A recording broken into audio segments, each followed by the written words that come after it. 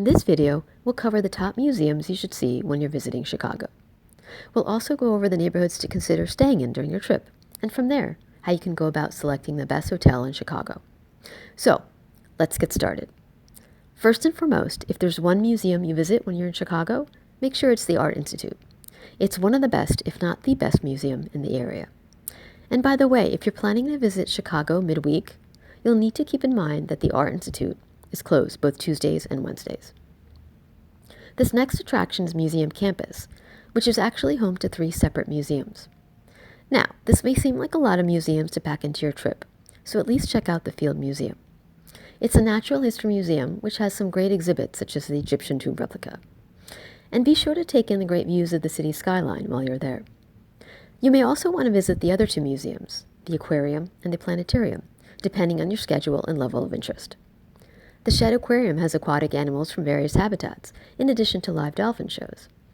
The Adler Planetarium is the smallest of the 3 museums, so consider purchasing a ticket for one of their sky shows, along with the museum entry ticket. That way you get a complete experience. This next museum is a unique type of museum where you can learn about American writers and their works. Appropriately named the American Writers Museum, it's highly recommended for anyone who enjoys reading and learning about American literature. Again, if you're planning to visit during the week, keep in mind that this particular museum is closed on Tuesdays.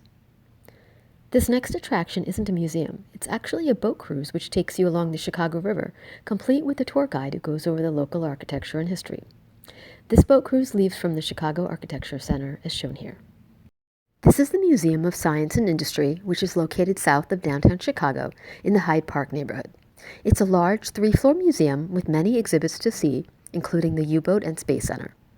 Keep in mind some exhibits do require an additional fee, such as the 5-story dome theater shows and the interactive experiences. If that's a concern, be sure to review the exhibits that are included with the museum entry ticket at msichicago.org. Last but not least is the Institute for the Study of Ancient Cultures.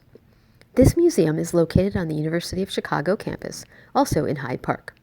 Here you can see artifacts of ancient cultures of the Middle East, such as Mesopotamia, ancient Egypt, and Persia. Keep in mind this museum is closed on Mondays. Now, let's talk about how to select from the best hotels in downtown Chicago. Before we dive into that, however, let's get a sense of the 3 main downtown neighborhoods. That might help you narrow down areas for your hotel search, or maybe even help you plan your sightseeing. First, do you want to stay near the Magnificent Mile? In case you're new to Chicago, Mag Mile is a shopping district along Michigan Avenue. Maybe you want to check out scenic views from the 94th floor of the Hancock Center? And be near a lively area with lots of restaurants and coffee shops? If that's the case, you'll want to stay in River North. On the other hand, perhaps you want to stay in the Theater District and check out the Art Institute and Millennium Park while visiting. If so, you may want to stay in the Loop area. Keep in mind that this is more of a downtown business district, so it does shut down earlier than River North. Then there's the third neighborhood, South Loop. South Loop is home to Museum Campus, one of the attractions we spoke about earlier. However, keep in mind that you'll be further away from most other tourist attractions. On the flip side, the South Loop is overall more residential and quieter than the other 2 neighborhoods. And if that's what you're going for, then you might want to stay in South Loop.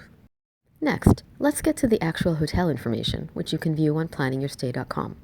Here, you'll see the best downtown Chicago hotels listed by each of the 3 neighborhoods previously mentioned. Then, within each neighborhood, the hotels are listed by a price rating, which ranges from $1 sign to $5 signs. Keep in mind this rating will fluctuate. For example, a hotel could be rated a 3 and could be running a seasonal promotion, making it comparable in price to a 2 hotel. So, be sure not to use this rating as a strict cutoff. It's there to provide you with a general sense of pricing for that hotel, so it may be helpful to consider hotels across multiple price ratings. The website also indicates some of the attractions that are located near each hotel, along with the respective distance from that hotel. In addition, guest room amenities are provided along with the number of people accommodated by room type. Room size is also indicated where available.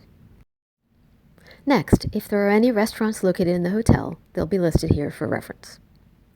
Planningyourstay.com will also indicate any amenities provided by the hotel, such as gyms and concierge services. Now, if you're going to have a car, you'll be able to see what the hotel offers as far as valet and self-park options. Check with the hotel for the latest rates and policies before booking, since they can change at any time. As noted, these parking options and pricing are effective at the time of writing, or ATTOW. Last but not least, the website will also indicate whether pets are allowed. And while most of these hotels do allow pets, each hotel has different policies and rates. In addition, the pet policies can change at any time, so be sure to confirm with the hotel before booking. That wraps up the video. Hope you found this information helpful and have a wonderful time in Chicago.